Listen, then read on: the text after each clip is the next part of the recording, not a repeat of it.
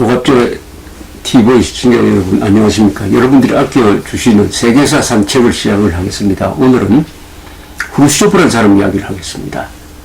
후르쇼프 하면은 연세 드신 분들은 유엔에서 연설을 하면서 구두를 벗어가지고 그 구두를 가지고 탁자 위를 꽝꽝 치면서 험악한 연설을 했던 이야기, 어떤 장면이 아마 기억나실 것입니다.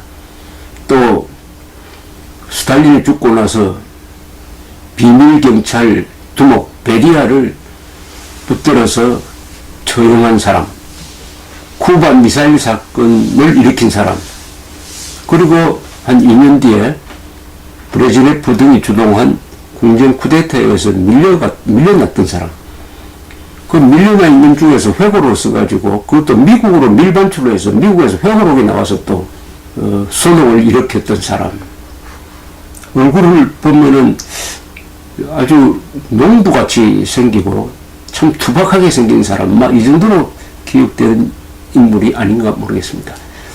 저는 이런 책을 쓴 적이 있습니다. 공산주의를 흠은 팔인의 결단. 팔인, 공산주의를 흠은 팔인의 결단. 이 팔인은 누구냐? 여기 기록되어 있는 사람 8명입니다. 트루만, 이승만, 박정희, 대처, 레이건, 노태우, 후르쇼프, 고르바초프입니다. 물론 제가 자의적으로 선택을 한 건데 왜 공산주의를 무너뜨리는데 이 8사람이 역할을 했고 왜 후르쇼프와 고르바초프가 들어갔느냐 설명을 좀 드리겠습니다. 첫째, 트루먼 대통령. 트루먼 대통령은 이분이 냉전에서 결국은 서방세계가 이길 수 있는 이 궤도를 깐 사람입니다. 이분이 한 일은 엄청난 일들을 결단력 있게 한 게 많아가지고 트루만 하면 결단의 사나이입니다. 원자 폭탄을 히로시마 나가사키에 터뜨리는 결정을 한 사람이죠. 그 다음 소련과의 대결을 결정한 사람입니다. 2차 세계대전 이후에 소련이 미국과 맞먹는 강대국으로 등장해가지고 곳곳을 공산혁명화 시켜 나가는 것을 보고 아니 이렇게 하면 되겠다. 과거의 동맹국이지만은 이제는 선을 그어야 되겠다. 해서 자유를 지키기 위해서 우리는 자유를 지키려는 나라를 원조하겠다. 1947년의 트루만 닥트린을 기점으로 해가지고 대결로 갑니다. 그래서 스탈린이 베를린을 봉쇄했을 때 항공기로 물자를 수송해서 베를린 봉쇄를 무효화시키고 그리고 나토를 만들고 마샬 플랜을 통해서 유럽의 경제부흥을 이끌고 무엇보다도 김일성이 남침했을 때 파병을 결정한 사람이 트루먼 대통령입니다. 그리고 본격적으로 소련과의 군비 경쟁을 위해서 군사비를 3년 사이에 4배로 늘렸습니다. 이렇게 한 것이 그 뒤 40년 지나서 수학을 거둬서 소련 공산주의가 무너지게 만드는 이 기초 작업을 한 사람이 트루먼 대통령입니다. 그래서 공산주의를 흠은 8.1의 결단 제일 맨 앞에 나올 사람이죠. 두 번째가 이승만 대통령입니다. 이승만 대통령은 한국인으로서는 가장 먼저 공산주의의 악마성을 간파하고 1920년대부터 그때 공산주의가 세계적으로 유행하고 지식인들을 세례시켜 갈 때 이승만 대통령은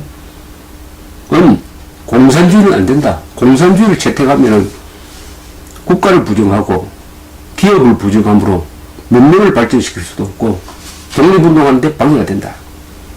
공산주의 비판을 한국인으로서는 가장 먼저 본격적으로 했던 사람입니다. 그분이 해방 이후에 대한민국 건국을 주도해가지고 이 나라를, 이 대한민국을 자유민주주의라는 주춧돌 위에 세운 분이죠. 두 번째는 박정희. 박정희는 김일성과의 대결에서 경제 건설을 먼저 한다. 그 다음에 군사력 건설을 한다. 선 경제 건설, 후 군사력 건설의 전략을 가지고 경제를 발전시키고 하니까 김일성이가 거기에 도전을 해가지고 계속 도발을 했습니다. 그러니까 박정희는 그쯤 가면은 이제부터는 군사력을 같이 건설한다 해가지고 자주국방을 부르짖고 자주국방을 가능하게 하는 중화공업을 발전시키게 되는 것입니다. 이런 김일성과의 대결에서 결국 대한민국이 오늘과 같은 경제적 면에서 결정적 우위에 서도록 만든 게 박정희입니다. 그렇게 함으로써 전 세계 한반도에서 벌어진 김일성의 북한과 박정희의 대한민국의 대결에서 대한민국이 성공했다. 쇼윈도가 된 거죠. 쇼윈도. 그렇게 함으로써 동구 공산권 국가들이 물끄러미 구경을 하다가 더구나 박정희는 말년에 결정적인 결정 하나를 하고 이 사람이 피살이 됐습니다. 그것은 1979년에 서울시로 하여금 올림픽을 유치하도록 신청을 했습니다. 그것이 전두환 정권에 의해서 인계되면서 서울올림픽이 가능해졌습니다. 박정희는 우리식으로, 박정희식으로 하면은 국민의 삶의 질이 높아져서 공산주의를 무너뜨리게 된다. 특히 한국과 같은 후진국에서도 박정희식 경제개발을 하면은 공산주의 체제보다 더 빨리 성장해서 국민의 수준이 높아지고 군사력도 강하게 된다는 모델을 보여주었습니다. 그래서 동구 공산권 국가는 서울올림픽 이후에 박정희식 모델로 성공한 대한민국의 발전에 큰 감동을 받고 공산주의는 안 된다 해가지고 들고 일어나는 하나의 동기가 된 거죠. 그 다음에 대처. 이 대처는 마가렛 대처입니다. 영국의 마가렛 대처. 1980년대에 공산주의를 무너뜨리는데 협력한 사람이 마가렛 대처, 레이건 대통령, 그리고 요한 바오로 2세입니다. 마가렛 대처는 어떤 분이냐 하면은 영국이 1970년대에는 병이 들었습니다. 사회주의 정책을 너무 많이 하다가 보니까 서로 나눠 먹기식으로 하다가 보니까 그 산업혁명을 제일 먼저 시작한 이 영국이 쇠퇴할 때 노조와 특히 그 석탄 노조와 대결을 했습니다. 그래서 석탄 노조와 1년쯤 대결해가지고 석탄 노조를 굴복시켰어요. 석탄 노조의 무리한 요구, 불법 시위를 그렇게 함으로써 새로운 자본주의의 개혁 모델을 만들어냈습니다. 핵심은 귀족 노조를 잡는 것이었어요. 마가렛 대처는 귀족 노조를 잡으면은 경제가 발전하게 되어 있다. 문제는 귀족 노조다. 그래야 하고 마가렛 대처가 그때 등장한 고르바초프를 알아본 사람입니다. 고르바초프를 만나보고는 이 사람하고는 대화가 통하겠구나. 그래서 레이건 대통령한테 고르바초프를 도와야 된다 하면서 고르바초프의 개혁 개방을 이용하도록 만든 사람입니다. 마가렛 대처 하면은 무엇보다도 논리 정연하고 투사적인 이미지가 강하죠. 아주 미모를 가진 분인데 워낙 논리가 철저해가지고 좌익들과의 이론 대결에서 한치도 물러나지 않고 국민들을 설득할 수 있었던 사람입니다. 레이건 대통령은 이분은 배우 출신이지만은 공산당을 잘 아는 사람이었습니다. 어떻게 됐느냐. 바로 영화 배우를 할 때 이 헐리우드에 들어온 공산주의자들의 노조와 대결해서 그걸 깨부순 사람입니다. 그래서 이분은 공산당은 어떤 식으로 요리하면은 이길 수 있다는 걸 잘 안 사람이에요. 그리고 아주 유머 감각도 있고 인간성도 좋고 하니까 국민들과 의사소통을 잘 해가지고 국민적 지지를 받는데 대중정치인으로서 자질이 훌륭한 분이었습니다. 그래서 이분 별명이 Great Communicator, 위대한 소통자라고 합니다. 무엇보다도 레이건 대통령은 1980년대에 카트가 망친 이 미국의 권위를 회복한다는 이런 명분을 내걸고 별들의 전쟁이라고 그래가지고 우주에서 날아오는 소련의 핵미사일을 다 요격하는 기술을 개발하겠다. SDI라고 합니다. 그렇게 하면서 소련을 압박을 하고 유럽에 중거리 미사일을 배치하고 해서 소련의 군비 경쟁을 촉발하도록 합니다. 이렇게 되니까 소련은, 특히 고르바초프는 가만히 계산해 보니까 레이건과 같이 군비 경쟁을 하다가는 그렇지 않아도 이미 망가진 소련 경제가 도저히 버틸 수 없겠다 해가지고 개혁으로 나가는 것입니다. 소련이 개혁하도록 몰아세우는 겁니다. 레이건 대통령이. 또 레이건 대통령이 취임하자마자 전두환 대통령과 가장 먼저 회담을 한 걸로 유명합니다. 그것은 전두환 대통령이 비록 민주적 지도자는 아니지만은 반공주의자라는 면에서 높게 평가를 하면서 앞으로 우리는 반공하는 사람은 다 뭉쳐야 된다.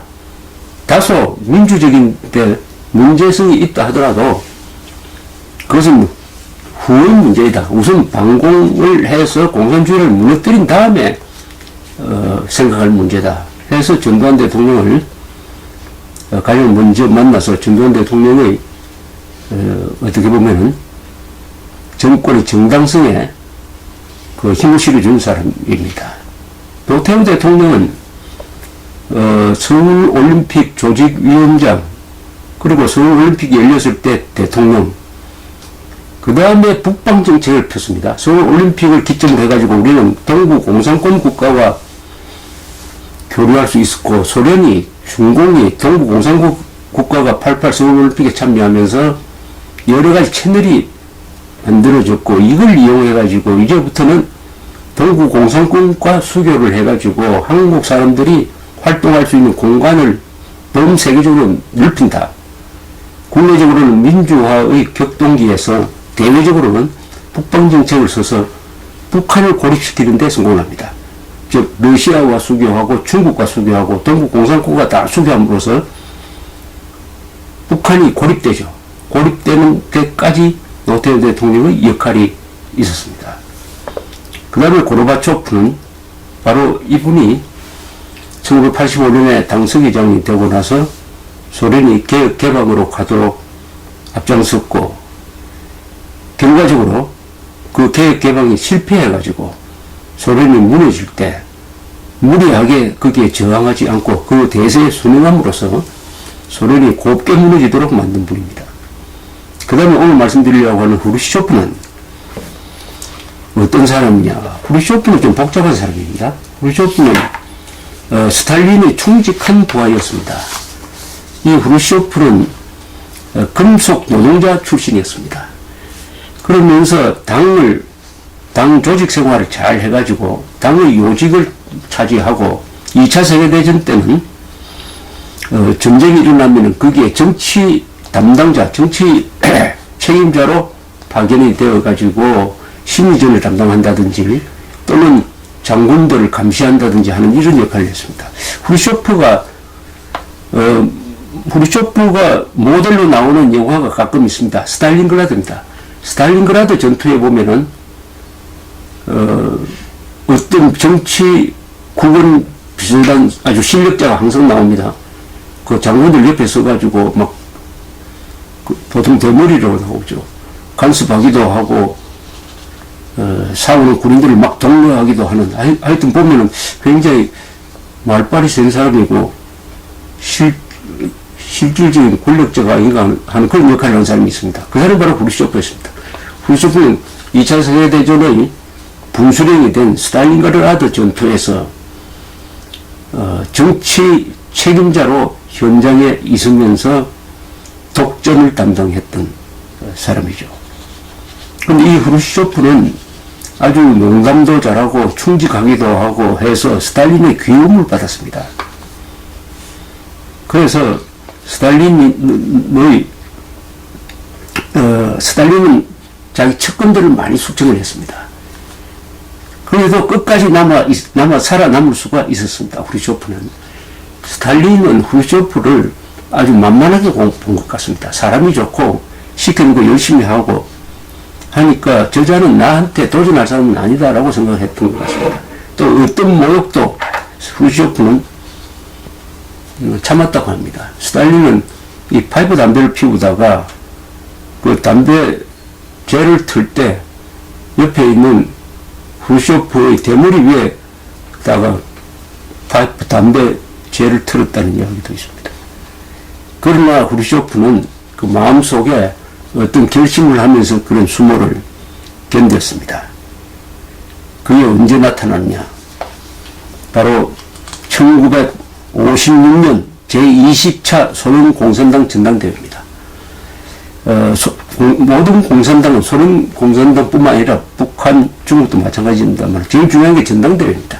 전당대회를 통해서 정치국원으로 뽑힌다든지 서기장으로 뽑혀야 정당성을 갖게 됩니다. 이게 선거 역할을 하는 겁니다. 일종의. 1950년 제20차 소련 공산당 전당대회가 열렸는데 여기서 후르쇼프가 세계가 놀랄만한 연설을 합니다. 세계 공산당 역사를 바꿔놓는, 어떻게 보면 세계 역사를 바꿔놓는 유명한 연설을 합니다. 그 연설을 우리는 스탈린 격하 연설이라고 부릅니다. 이때 후르쇼프는 소련 공산당의 제1실력자였습니다. 서기장이었습니다. 서기장. 소련 공산당 서기장이 가장 실권을 갖고 있죠. 대통령에 해당되는 사람도 있고 국회의장에 해당되는 사람도 있지만 서기장입니다.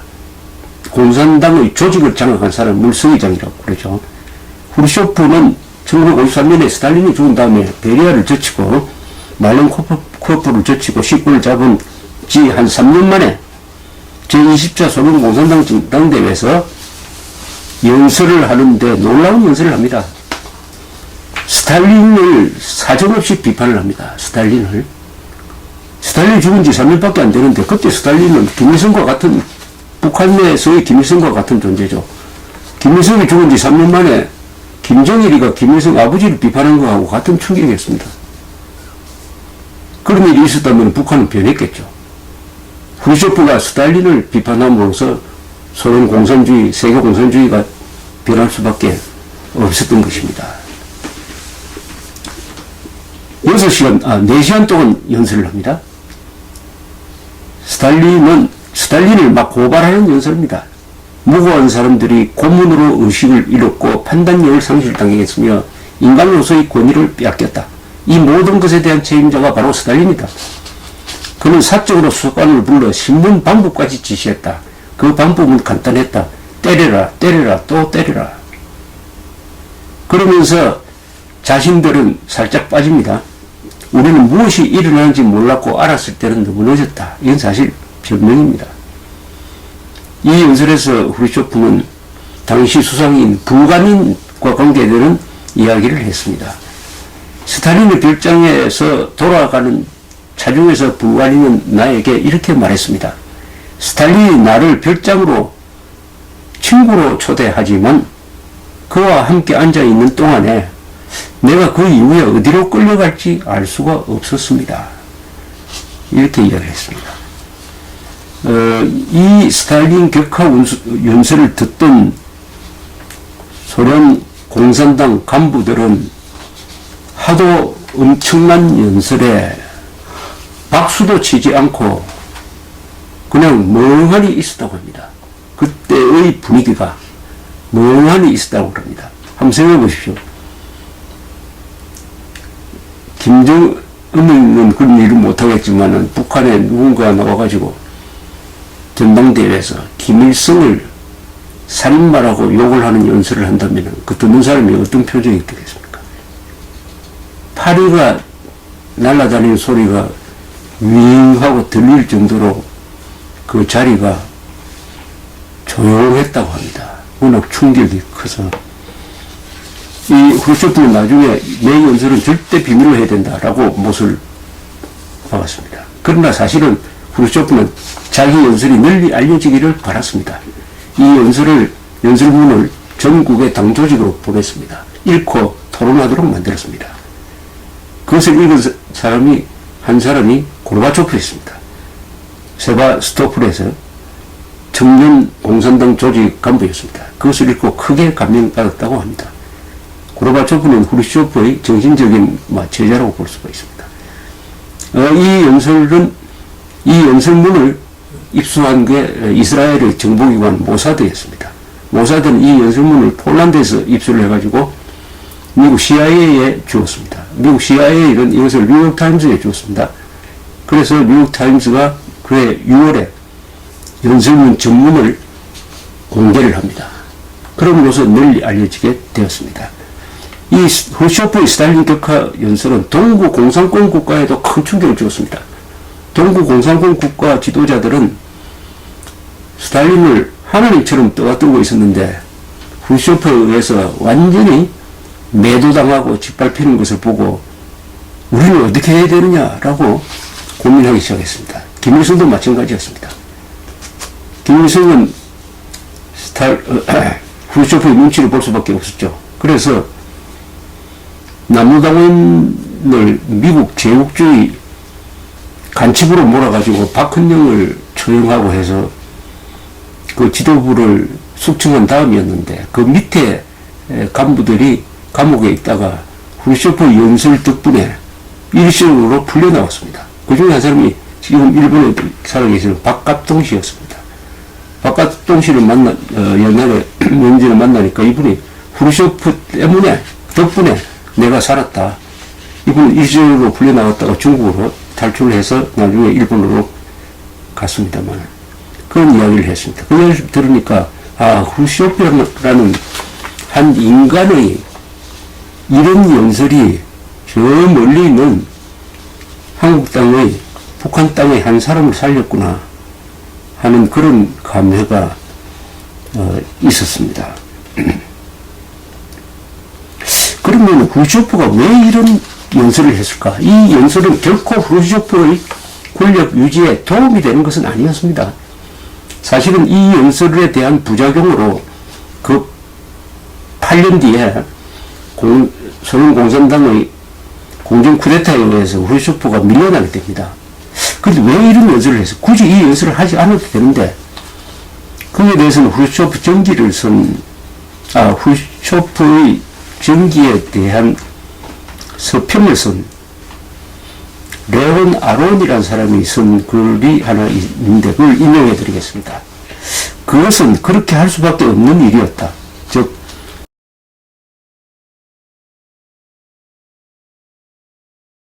스탈린 격파 연설은 가장 고귀한 인간성의 수수께끼의 한 사례이기도 하다.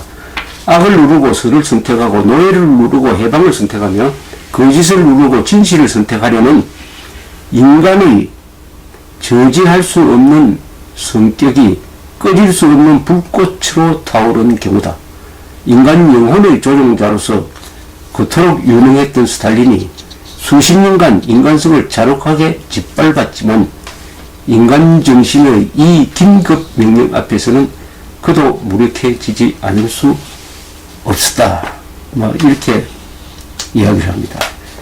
자, 그러면 후르쇼프는 어떤 계기로 해서 이 스탈린 격파 연설을 하게 되었을까 하면은 제일 큰 계기는 이 강제수용소입니다.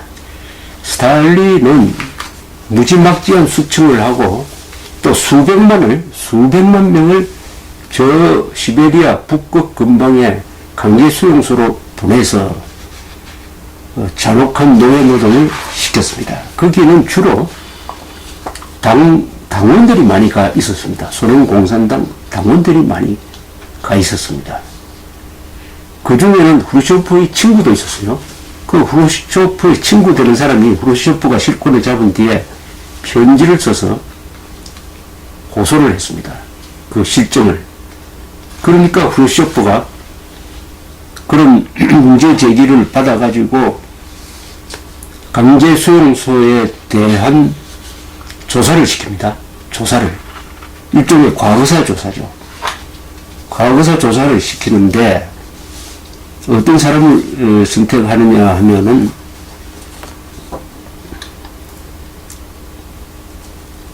스탈린 정기를 쓴 포스페로프라는 사람을 시킵니다. 1955년에. 즉 스탈린에 충성했던 사람을 책임자로 세워가지고 스탈린이 무슨 짓을 해서 얼마나 숙청을 했느냐 하는 보고서를 내도록 합니다. 그래서 포스페로프가 70페이지짜리 보고서를 만듭니다. 이 보고서에 따르면 1935년에서 1940년 사이에 192만 명이 국가 반역 혐의로 체포되어 가지고 68만 8천여 명이 총살되었다고 보고합니다. 여러분 한번 상상을 해보십시오. 이 체포된 사람들은 이 일반 민중이라기보다는 공산당원입니다. 주로 192만 명이 체포되어 가지고 약 70만 명이 총살되었다.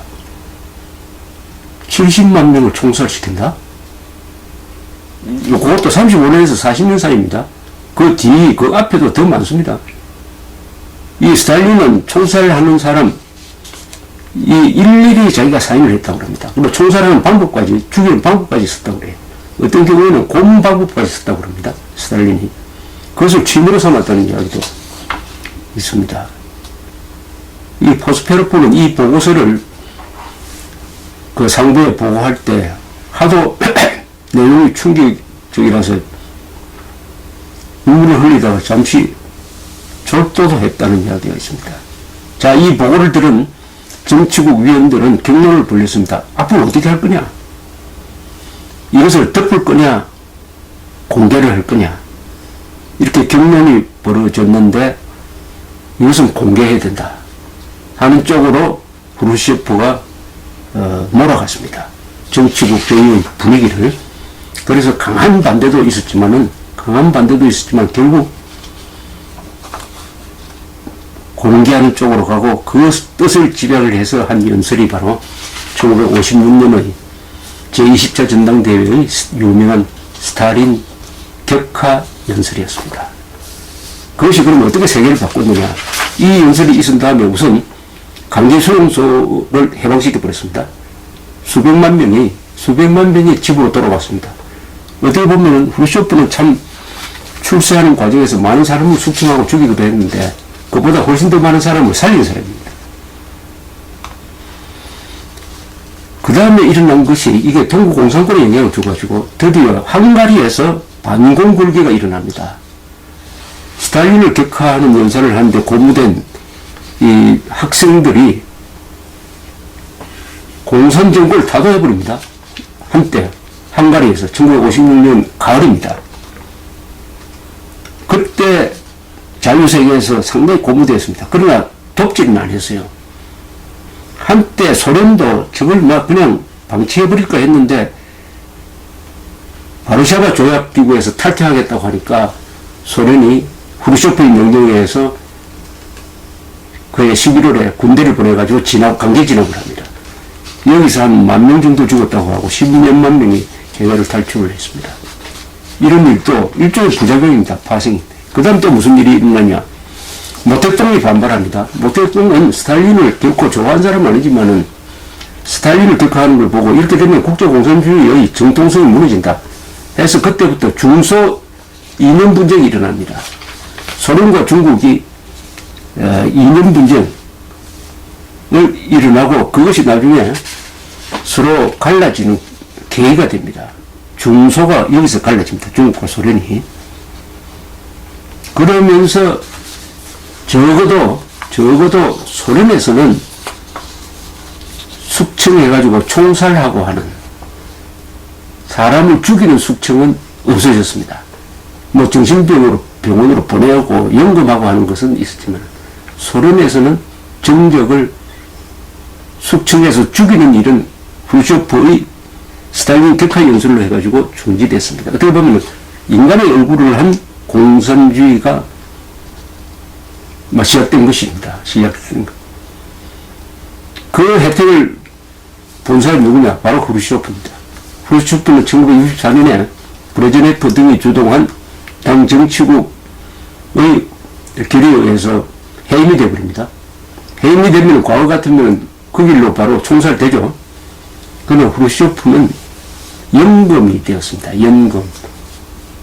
모스크바 교회에 살면서 연금이 되었습니다. 연금.